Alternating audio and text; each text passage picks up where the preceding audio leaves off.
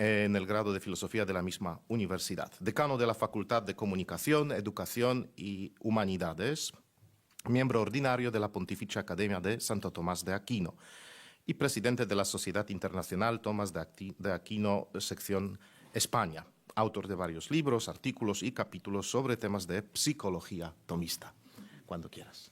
Muchas gracias. Muchas gracias. Vous avez la traduction en français. Je n'ai pas eu de temps de corriger la traduction faite par l'intelligence artificielle. Donc, je crois que vous devrez avoir de paciencia. Y bueno, además no voy a leer toda mi ponencia, que entiendo que después saldrá publicada, sino que voy a hacer un resumen especialmente de los primeros puntos. Quizá empiece a leer hacia la mitad del texto, pero los primeros puntos los voy a resumir porque son introductorios y el meollo de la cuestión viene después. Entonces, mi comunicación es sobre alma, movimiento y naturaleza, y los primeros puntos lo que hago es enmarcar este tema. En primer lugar, mostrando de qué manera tanto Aristóteles en sus escritos naturales, particularmente en el de Ánima, como Santo Tomás en los comentarios a los libros psicológicos de Aristóteles, en los proemios donde ubica epistemológicamente las disciplinas, colocan el saber sobre el alma en el contexto de la física, de la filosofía natural, y explicando cómo se procede pues, de lo más común o de lo más general a las concreciones en las distintas partes que tiene este saber, y lo mismo sucede en el saber sobre el alma y sobre los vivientes, porque se parte primero de lo general, después se concreta, pero en general, en el cuerpo, pero en general, y después en cada tipo de viviente, digamos, ¿no? Por otro lado, en el punto 2 de mi comunicación, del papel, digamos, del escrito, muestro cómo, si seguimos la definición aristotélica de naturaleza, la principal, digamos, ¿no? Y tenemos en cuenta, aquí cito los textos, pero ya se han leído hoy, que forma es más naturaleza todavía que materia en el lenguaje aristotélico, y si tenemos en cuenta que en el libro segundo de Ánima Aristóteles define el alma como forma, eidos, de un cuerpo viviente, el cuerpo natural organizado, pues tenemos que para Aristóteles el alma es naturaleza. Y por lo tanto, por todos estos costados, tenemos ubicado el saber sobre el alma en el contexto de la filosofía natural. Además, Aristóteles y Santo Tomás, en el momento de concretar el saber natural a los vivientes corpóreos, aplican las distintas formas de movimiento que Aristóteles distingue en la física a los entes vivientes. En primer lugar, distinguen a los vivientes por el hecho de que se mueven a sí mismos. Entonces aquí aparece el tema del movimiento concretado a un modo especial, que es el de moverse a sí mismo. Pero además, y especialmente, sobre todo, al hablar primeramente de los vivientes vegetativos y de las operaciones de la vida vegetativa, aplican más o menos claramente, en algunos casos menos claramente, pero en otros más claramente, las distintas especies de movimiento que Aristóteles distingue en la física. Por ejemplo, hay una vis aumentativa o una potencia de crecimiento, cuyo movimiento es el aumento, digamos, ¿no? Está la potencia generativa, y evidentemente ahí estamos ante un movimiento de generación, y así siguiendo. Lo mismo, y ahí es más o menos por donde voy a comenzar, vamos al punto 4, no sé si leeré, pero estamos por ahí. Lo mismo en el momento de explicar de entrada la sensación. Porque de entrada, Aristóteles dice que la sensación parece que es una cierta alteración, aloiosis, alteratio. Y en algunos de sus escritos naturales, tanto él como Santo Tomás comentando, no hacen aclaraciones sobre en qué sentido especial se está hablando aquí de alteración. Sin embargo, cuando empezamos a precisar, nos encontramos sí con, especialmente en el de Ánima, en Aristóteles y después en muchos otros lados en Santo Tomás, sí que nos encontramos con algunas precisiones que, a diferencia quizá de lo que puede suceder en los actos de la vida vegetativa, en los que la novedad es el automovimiento, pero en cierto modo todavía se salva la razón propia de movimiento, nos encontramos con que a partir de la sensación, el sentido de alteración o es otro, ampliado, o simplemente no se trata de una alteración. Vamos a empezar por ahí. Vamos a la página 9 de mi texto, porque no sé si será la misma del francés. Esta parte la voy a leer, pero no voy a leer todo, voy a ir sintetizando.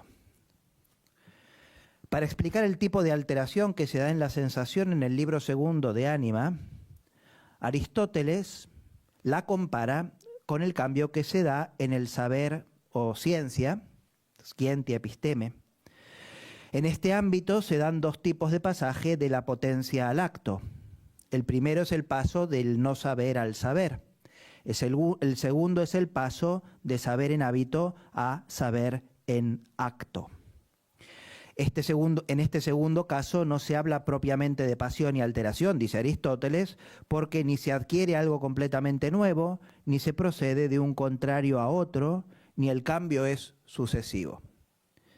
Por eso Aristóteles dice que el que sabe, cuando usa la ciencia que tiene ya en hábito, procede hacia sí mismo. Cito, lo cual no es una alteración, pues se trata de un progreso hacia sí mismo y hacia su propio acto perfecto, entelequia. Fin de cita.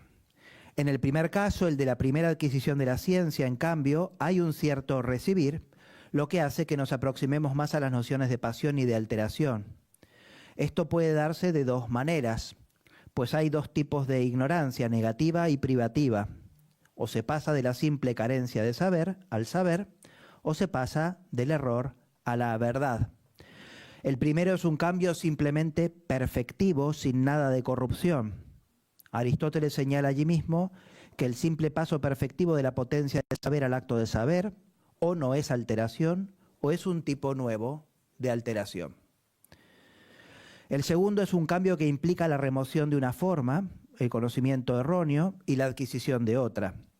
Esta segunda se acerca más a las nociones de pasión y alteración, que implican el paso de un contrario a otro, y la corrupción de una forma para adquirir otra.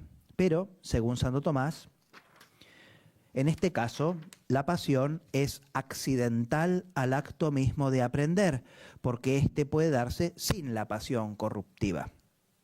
Siguiendo a Aristóteles, por lo tanto, Santo Tomás distingue dos sentidos de pasión.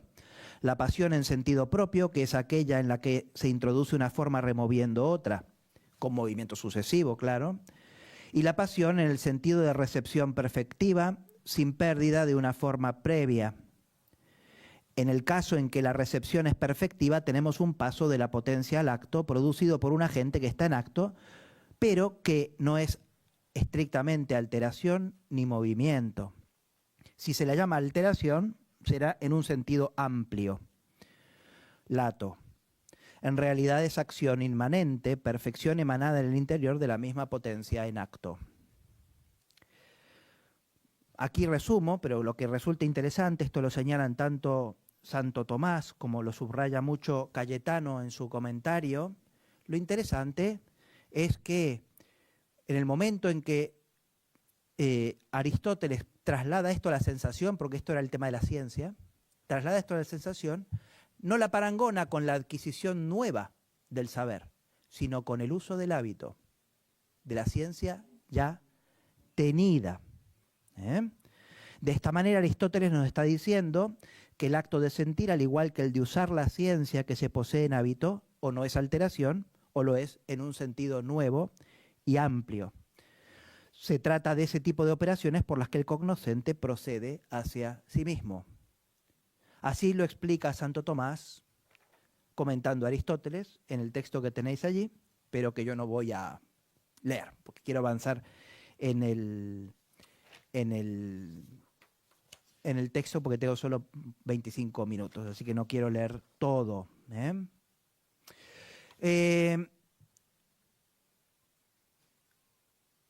Tanto Aristóteles explícitamente como Santo Tomás, y además Aristóteles en más de un lugar, tanto en el libro segundo como en el libro tercero, después el capítulo séptimo del libro tercero, vuelve sobre este tema y vuelve a decir esto casi más explícitamente. Entonces, estamos con que no estamos en una alteración en sentido propio. Esta es la cuestión. Bueno, algo del texto voy a leer, sí.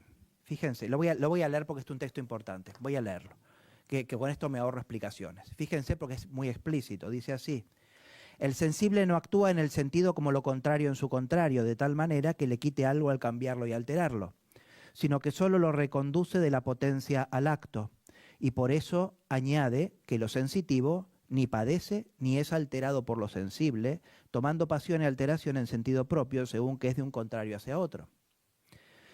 Y como el movimiento que hay en las cosas corporales es de un contrario a su contrario, es evidente que sentir, si se llama movimiento, es otra especie de movimiento respecto del que se determinó en el libro de la física.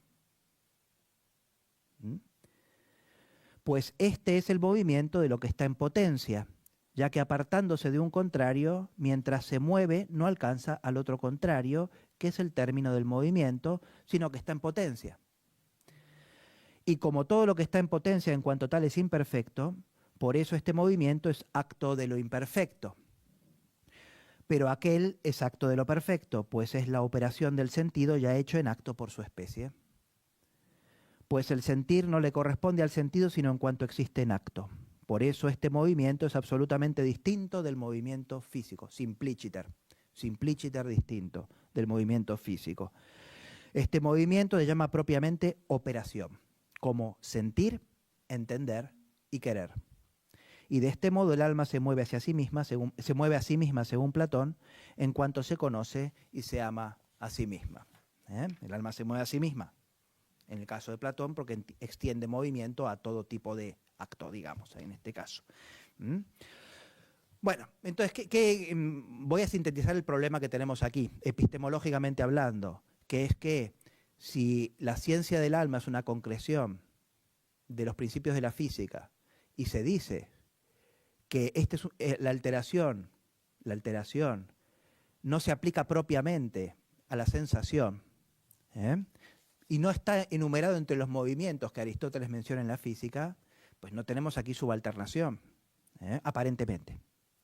Lo que pasa es que tanto Aristóteles como sobre todo más explícitamente Santo Tomás dice que todavía sirve usar los términos alteración y pasión. Vamos a la siguiente cita, que dice así: aunque no se diga propiamente que algo sea alterado y padezca según que sale de la potencia segunda al acto, en cuanto el sentido se hace sentiente en acto, sin embargo es necesario usar esto, es decir, el padecer y el ser alterado, como si fueran nombres propios y convenientes.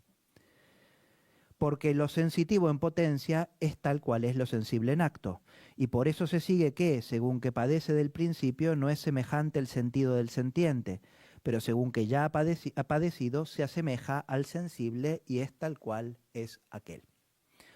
Con esto se dice que el sentir se llama pasión en cuanto que se recibe el acto del sensible y solo en cuanto todavía no se considera el sentido como conformado al sensible, sino en potencia, es decir, en su momento receptivo.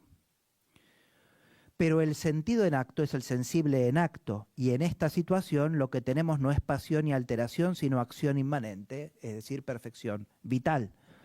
Es evidente entonces que, aunque pueda ser conveniente llamar alteración y pasión a la operación del sentido, sin embargo se está usando la palabra en un sentido amplificado. Dicho de otra manera, si de alguna manera la consideración de este tipo de movimientos sigue cayendo bajo la intelección que nos confieren en la filosofía de la naturaleza los conceptos de movimiento, pasión y alteración. Sin embargo, aparece en la sensación una novedad que lleva a la amplificación de estos conceptos, una amplificación que empieza a movernos en una dirección que terminará en una superación de la perspectiva puramente física del alma. Vamos al punto 5. Examinemos más a fondo este tipo especial de mutación que es el sentir.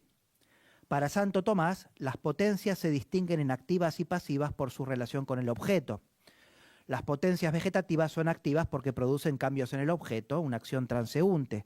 Las potencias sensitivas son pasivas porque reciben la especie de lo conocido y son de algún modo mutadas por ello. Atendamos a este aspecto pasivo, en primer lugar, de la sensación.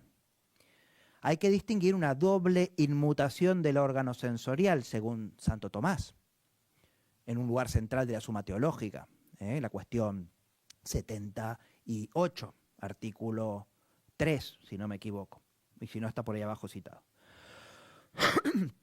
La inmutación física del órgano y la inmutación espiritual, que llaman espiritual. Por la inmutación física, la cualidad pasible produce un movimiento propiamente, actus imperfecti, propiamente dicho, en el órgano. La inmutación intencional, por su parte, es la recepción de la especie o forma sensible por el sentido que es correlativa a una acción de la cosa sentida. El sensible se comporta con el sentido como el acto respecto de la potencia. Cito a Santo Tomás. El sentido es una cierta potencia pasiva que está hecha por naturaleza para ser inmutada por el sensible exterior. Lo inmutativo exterior es lo que el sentido percibe per se, los sensibles per se, según cuya diversidad se distinguen las potencias sensitivas. Hay una doble inmutación, una natural y otra espiritual. La natural, según la cual la forma inmutante es recibida en lo inmutado según el ser natural, como el calor en lo calentado. La espiritual, según que la forma inmutante es recibida en lo inmutado según el ser espiritual. Para la operación del sentido se requiere la inmutación espiritual, por la que la intención de la forma sensible se produce en el órgano del sentido. Si, por el contrario, la sola inmutación natural fuera suficiente para sentir, todos los cuerpos naturales sentirían al ser alterados. Tenemos dos maneras de ser afectado entonces por la acción de la cosa sensible, la física y la espiritual o inmaterial. En la primera la cosa recibe físicamente la acción del agente, en la segunda la recibe inmaterialmente. Ambos tipos de inmutación no son excluyentes, ya que Santo Tomás admite que en algunos órganos se padece con ambos tipos de inmutación. Y hoy podemos comprobar que probablemente se produzca en todos, digamos, en todos los actos de los sentidos, pero dejo de lado este tema de actualidad, algo digo en el texto. Ahora bien, este aspecto pasivo o receptivo no es suficiente para dar cuenta de la sensación como acción inmanente, aunque se trate de una recepción intencional e inmaterial. El conocimiento sensible, en cuanto es conocimiento, no se identifica con la mera posesión en acto de la forma sensible, sino, en cuanto conocimiento, es una acción vital inmanente que no es movimiento ni alteración, sino perfección, actus perfecti. La especie es la forma por medio de la cual el sentido realiza su operación de sentir que termina cognoscitivamente en el objeto. Sin ella no se tiene la forma mediante la cual operar. No obstante, no es la cosa sentida o la especie por sí solos los que hacen que pasivamente se produzca el acto inmanente del sentido, sino que la especie habilita al sentido para poder operar por medio de esa forma, aunque es el sentido el que es la causa eficiente del acto de sentir. Esto es a lo que alude Aristóteles al comparar el acto de sentir con el acto de usar la ciencia, que se posee en hábito, acto que es una especie de proceso hacia sí mismo. Para expresar estas dos dimensiones, la de pasión espiritual y de acción inmanente de la sensación, Santo Tomás utiliza a veces las expresiones formatio para el aspecto pasivo y de judicium para el aspecto activo.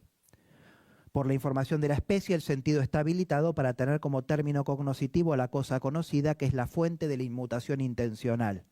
Dicho de otra manera, la especie no es los sentidos, sino la forma mediante la cual formalmente el sentido siente la cosa conocida con una operación inmanente. Punto 6. Si en la recepción de la cualidad sensible se puede dar un doble tipo de pasión y alteración, también desde el lado de la cosa sentida se puede hablar de una doble acción, porque acción y pasión son correlativos, aunque se den ambos en el móvil, digamos.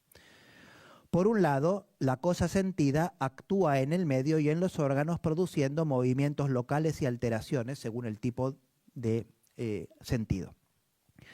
Por otro, en los vivientes dotados de sentidos e incluso en el medio, produce una mutación intencional.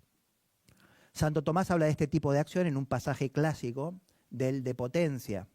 Dice así: se debe saber que el cuerpo tiene una doble acción. Una según la propiedad del cuerpo, como del cuerpo en cuanto tal, de tal manera que actúa por el movimiento, pues esto es propio del cuerpo, que mueva y actúe. Pero tiene otra acción según que toca, atingit, al orden de las sustancias separadas y participa de algún modo de ellas. Como las naturalezas inferiores suelen participar de una propiedad de la naturaleza superior, como se observa en algunos animales que participan de alguna semejanza de la prudencia, que es propia de los hombres, bueno, punto, que es propia de los hombres.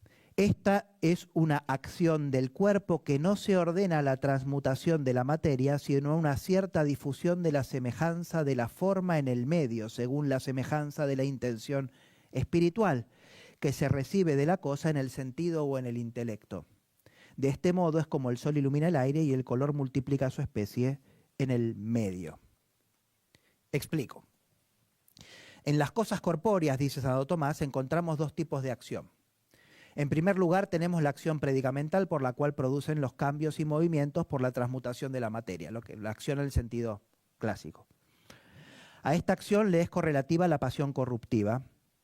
Esta es la acción que le corresponde al cuerpo en cuanto cuerpo.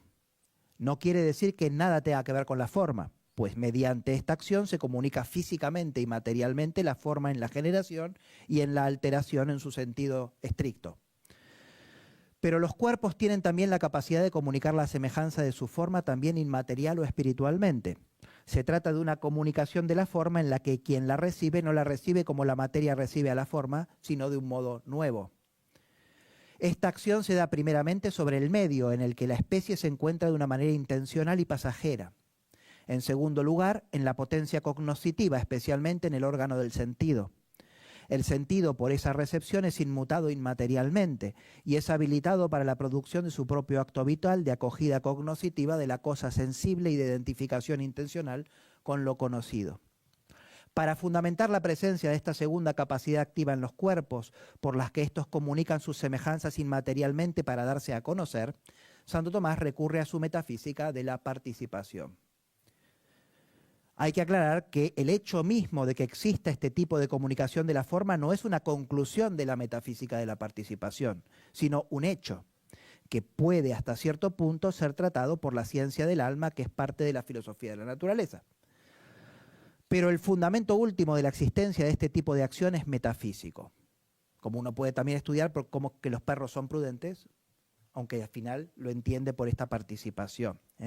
El fundamento último es este tocarse de los distintos órdenes del que habla Dionisio, en el cual en el orden inferior está como participado y anticipado lo que sucede en el orden superior. En conclusión, usamos todavía las palabras acción y pasión. Algo nos sirven estos términos de la física. Por eso todavía tanto Aristóteles como Santo Tomás tratan de estos temas en la física. Pero estamos, así como el animal participa de la prudencia, pues aquí la filosofía de la naturaleza está empezando a participar de algo, es decir, está apareciendo una emergencia del acto que tendrá que ser esclarecida definitivamente en el orden metafísico y no en el orden de la filosofía de la naturaleza. Bueno, ya tengo que acabar porque me han dicho que tengo 5 minutos. Tengo un punto más dedicado a la alteración del intelecto, evidentemente. Si no hay estrictamente alteración, más que ampliamente en el sentido, mucho menos en el intelecto. Sin embargo, el mismo Santo Tomás todavía utiliza la palabra alteración porque hay recepción, pero sobre todo porque se recibe de los fantasmas. Y es por eso que todavía, digamos, en el Tratado de Ánima, el tema del intelecto ocupa varios capítulos. Capítulo cuarto, capítulo quinto, capítulo sexto, capítulo séptimo, si no me equivoco, del libro tercero del de Ánima. Pero después no hay un tratado específico, dice Santo Tomás, sobre el intelecto y lo inteligible, porque esto debería ser tema de la metafísica. Conclusión, no la leo y la digo verbalmente.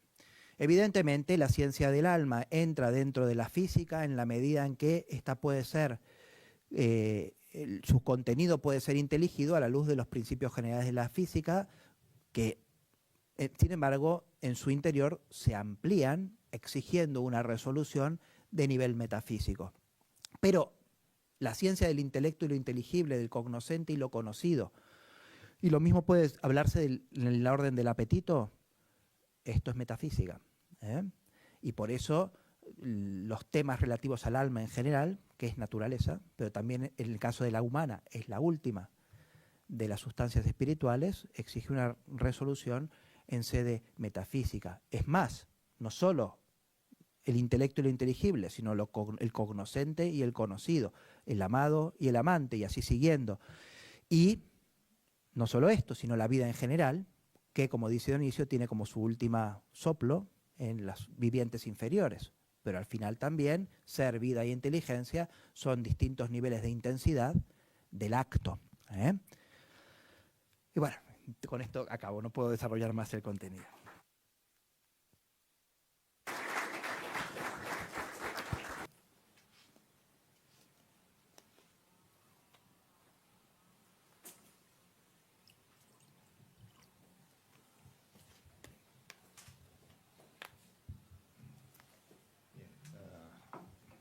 Felicito a los dos por las dos ponencias tan interesantes.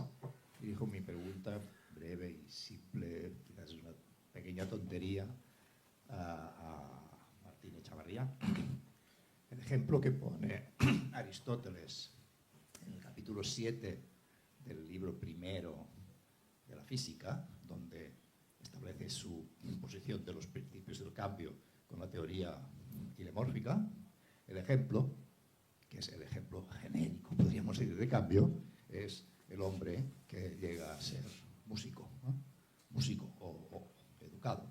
Por tanto, es un ejemplo de aprendizaje, de adquisición del saber, de la ciencia. Entonces, esto puede ser o no puede ser un indicio de que los cambios estos que les llamamos alteración, pero no son alteración, pues caen bajo la física. O es que hay que entender el ejemplo aristotélico como algo inadecuado. No sé, bien, esta es la cuestión. Sí, bueno, no solo en ese pasaje, cuando habla de la alteración, Aristóteles claramente coloca las sensaciones como alteraciones. Entonces, yo creo que más allá del ejemplo concreto, las dos cosas son correctas, ¿no? O sea, yo creo que Aristóteles cree que el concepto de alteración abarca de alguna manera esto, aunque el momento de definirla al final termina siendo un movimiento en sentido estricto y por lo tanto, claro, el aprendizaje allí no caería exactamente, aunque tiene algo de más próximo a la alteración que el uso de la ciencia que ya se posee, que Aristóteles cada vez se ve claramente que no lo considera como alteración. La cuestión es que el conocimiento en cuanto conocimiento no es alteración. Y claro, la sensación es conocimiento.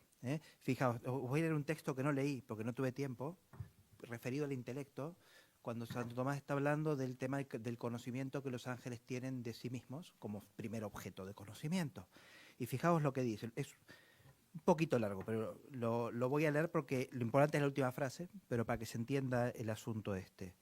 Dice así: el objeto se encuentra de manera diferente en la acción que permanece en el agente, inmanente, y en la acción que pasa a algo exterior. Pues en la acción que pasa a algo exterior, el objeto o materia hacia el que pasa el acto está separado del agente, como lo que es calentado del que calienta y lo que es edificado del que edifica. Pero en la acción que permanece en el agente, se precisa para proceder a la acción que el objeto se una al agente, como se precisa que el sensible se una al sentido para que sienta en acto. Ahí tenemos la alteración esa del sentido, ¿no? Y el objeto unido a la potencia se halla en este tipo de acción como la forma que es principio de la acción en los otros agentes, porque la especie hace de forma del acto de sentir, o la forma mediante la cual se opera. Pues como el calor es el principio formal de la calefacción en el fuego, así la especie de la cosa vista es el principio formal de la visión en el ojo. Pero hay que considerar que este tipo de especie del objeto a veces está solo en potencia en la facultad cognoscitiva y entonces es cognoscente solo en potencia, como en el sentido. Y para que conozca en acto se requiere que la potencia cognoscitiva sea reducida de la potencia del acto por la especie. Si siempre la tuviera en acto, sin embargo, podría conocer por ella sin ninguna mutación o recepción precedente. Por lo que se hace patente, esto es la frase importante, que ser movido por el objeto no pertenece a la razón del cognoscente en cuanto cognoscente, sino en cuanto es cognoscente en potencia. Entonces, claro, en el cognoscente en potencia es necesaria la moción y quizá, sí, esa moción pudiera ser de alguna manera colocada bajo la noción de alteración que pone Aristóteles en ese ejemplo, por ejemplo, ¿no? Sí que es verdad que en muchos otros lugares Aristóteles dice explícitamente, empezando por el de ánima, que la recepción del intelecto no es alteración, ¿no? Entonces, por eso yo creo que estamos allí digamos, paulatinamente en una ampliación del sentido de alteración, a medida que Aristóteles se va dando cuenta o nos va haciendo notar a nosotros que en la alteración aparece, en la alteración cognoscitiva aparece novedad, y yo creo que sí que estamos dentro de la física, pero estamos en un momento en que la física está empezando a necesitar una fundamentación desde una metafísica del conocimiento, y por eso no es suficiente para tratar el conocimiento en cuanto tal el tratado sobre el alma de la física o del ámbito de la física, ¿no? Pero bueno, esto es lo que diría yo.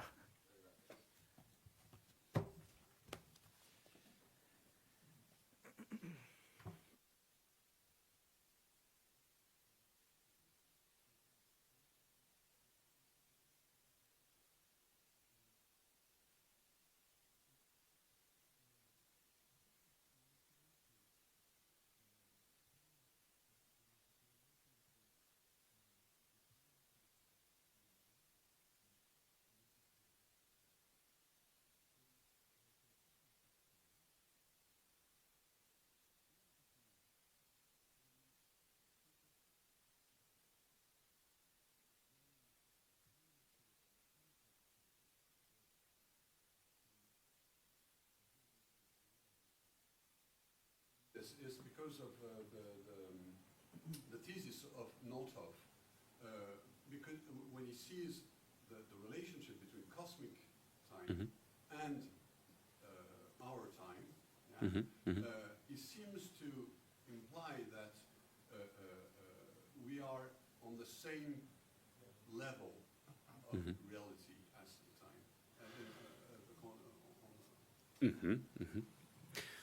Well, yes, that's one of conundrums of time, definitely. So basically his idea is that the way our brain creates internal time through brain waves has similar structures that we can observe in phenomena in the world. And from this insight, he makes a metaphysical conclusion that we are, in a way, nested in world's time, which makes sense because our organisms have adopted to the world. Now, whether the soul has a sense to perceive time, you have it depends how you define consciousness, how you are conscious of time. And consciousness has over 20, 30 theories that are now based in empirical studies.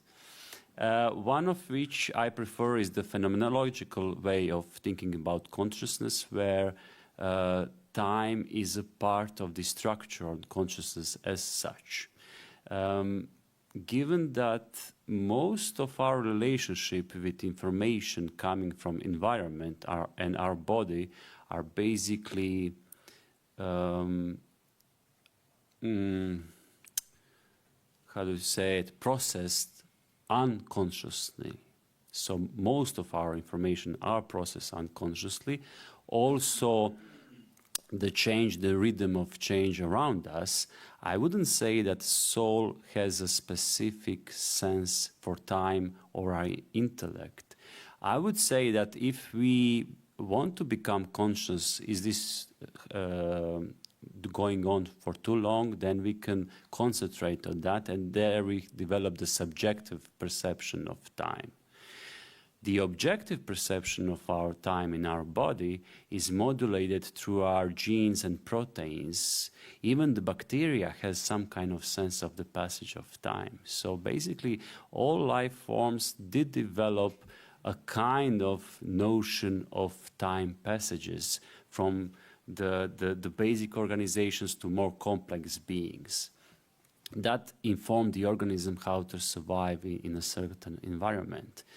We now clearly see that these kind of our internal clocks also could be, there are many different internal clocks in our body related to many different hormones, cycles, heartbeats, and so on.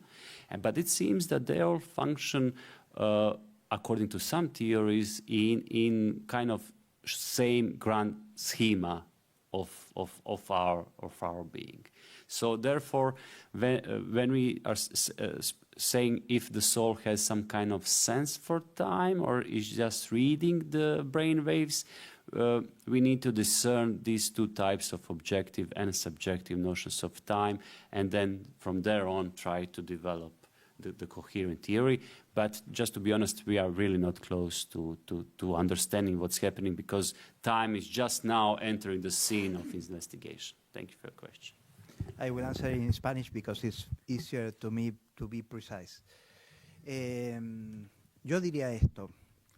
Una cosa es que el cuerpo tenga uno o varios relojes internos, lo cual puede darse incluso en el orden de los no vivientes, porque los relojes no viven.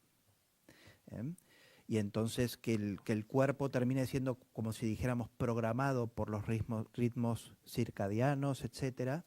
Esto es una cosa. Y entonces uno, sobre todo llegada a determinada edad, pues el fin de semana quiere dormir más y no duerme más, porque se despierta a la hora que se despierta semanalmente para trabajar, ¿no? ¿Y esto por qué? Porque el cuerpo manda algunos mensajes por los sentidos interoceptivos al alma, digamos, en última instancia, al cerebro, pero en última instancia al alma, de que hay que despertarse. Pero eso yo no diría que es sentir el tiempo, sino sentir el cuerpo en una disposición tal que hay que despertarse. Esto es por un lado. Otra cosa es el tema de la sensación del tiempo. En Aristóteles y en Santo Tomás, que está tratado explícitamente por ambos autores en los tratados sobre los sentidos, particularmente de memoria, ¿no? Entonces yo creo que ahí hay que distinguir también varios niveles, porque no olvidemos que el movimiento es un sensible común. Y por lo tanto hay una protocaptación del sentido para mí, del tiempo, ya en la sensación de los sentidos sensibles per se. Porque si captamos el movimiento, en el movimiento estamos, digamos, ya implícitamente, de alguna manera, captando la sucesión de lo que viene antes, lo que viene después, que será el principio de la medición del tiempo en posterioridad. Y por ahí tenemos después la función de la imaginación, que permite representar estas sucesiones, y por eso nosotros podemos imaginar sucesiones musicales o lo que fuera con la imaginación. Y después viene, por supuesto, el funcionamiento de los otros sentidos internos y particularmente de la memoria intencional, de la memoria que es sentido interno, ¿no? Otra cosa es la medición racional del tiempo, también, por otro lado. Por lo tanto, yo creo que hay muchos niveles que fundamentan la captación del tiempo. En cuanto al tiempo interno, el tiempo del cuerpo propio, No hay que olvidar que aunque esto sí que está poco desarrollado, casi nada en Aristóteles y en Santo Tomás, las sensaciones interoceptivas son importantísimas. El sentido, por ejemplo, ¿cómo sabemos que tenemos que ir a comer ahora? Porque tenemos hambre, ¿no? Y tenemos hambre y lo sentimos porque sentimos nuestro estómago, ¿no? Entonces, las sensaciones interoceptivas yo creo que también juegan ahí un papel importante en la regulación temporal de nuestra vida. Pero bueno, esto es lo que diría yo. Lo que sí distinguiría lo que es la información que el cuerpo envía sobre que sea tiempo de hacer una cosa o hacer tiempo de hacer otra cosa, de la captación del tiempo e incluso de lo que sería el sustrato biológico, neural, de potencias, ¿no? Del sentido externo, de la imaginación o de la memoria.